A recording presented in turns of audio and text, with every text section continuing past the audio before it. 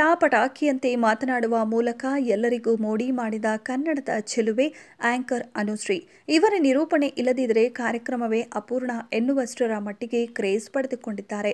ಸಾಕಷ್ಟು ಯಶಸ್ವಿ ಕಾರ್ಯಕ್ರಮಗಳ ಮೂಲಕ ಭಾಗಿಯಾಗಿರುವ ಅನುಶ್ರೀ ಇತ್ತೀಚೆಗೆ ಮೊದಲ ಬಾರಿಗೆ ಸಂದರ್ಶನವೊಂದರಲ್ಲಿ ಭಾಗವಹಿಸಿ ಕೆಲವು ಇಂಟ್ರೆಸ್ಟಿಂಗ್ ಮಾಹಿತಿಗಳನ್ನು ಹಂಚಿಕೊಂಡಿದ್ದಾರೆ.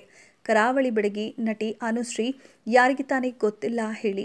ತಮ್ಮ ಚಟಪಟ ಮಾತಿನ ಮೂಲಕವೇ ಪ್ರೇಕ್ಷಕರನ್ನ ರಂಜಿಸುತ್ತಿರುವ ಚೆಲುವೆ ಈಕೆ. ಸ್ಟಾರ್ ಹೀರೋಯಿನ್ಗಳ ರೇಂಜ್ಗೆ ಕ್ರೇಜ್ ಪಡೆದುಕೊಂಡ ಜನಪ್ರಿಯ ನಿರೂಪಕಿ ಅನುಶ್ರೀ ಅಂತ ಹೇಳಿದ್ರೂ ತಪ್ಪಾಗೋದಿಲ್ಲ.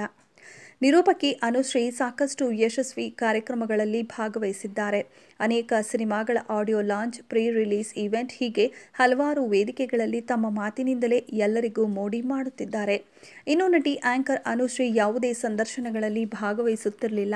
ಇತ್ತೀಚೆಗೆ ಮೊದಲ ಬಾರಿಗೆ ತುಳು ಸಂದರ್ಶನವೊಂದರಲ್ಲಿ ಅನುಶ್ರೀ ಭಾಗವಹಿಸಿದ್ದು ತಮ್ಮ ವೈಯಕ್ತಿಕ ಜೀವನದ ಕೆಲವು ಇಂಟ್ರೆಸ್ಟಿಂಗ್ ವಿಚಾರಗಳನ್ನು ಹಂಚಿಕೊಂಡಿದ್ದಾರೆ. ಸಂದರ್ಶನದಲ್ಲಿ ನೀವು ಹೆಚ್ಚು ಮಾತನಾಡುವುದನ್ನು ಕಲಿತಿದ್ದು ಹೇಗೆ ಎಂಬ ಪ್ರಶ್ನೆಗೆ ಉತ್ತರ ನೀಡಿದ ಅನುಶ್ರೀ, ನನ್ನಪ್ಪನಿಂದ ಬಂದ ಒಂದೇ ಬಳುವಳಿ ಅಂದರೆ ಅದು ಹೆಚ್ಚು ಮಾತನಾಡುವುದು.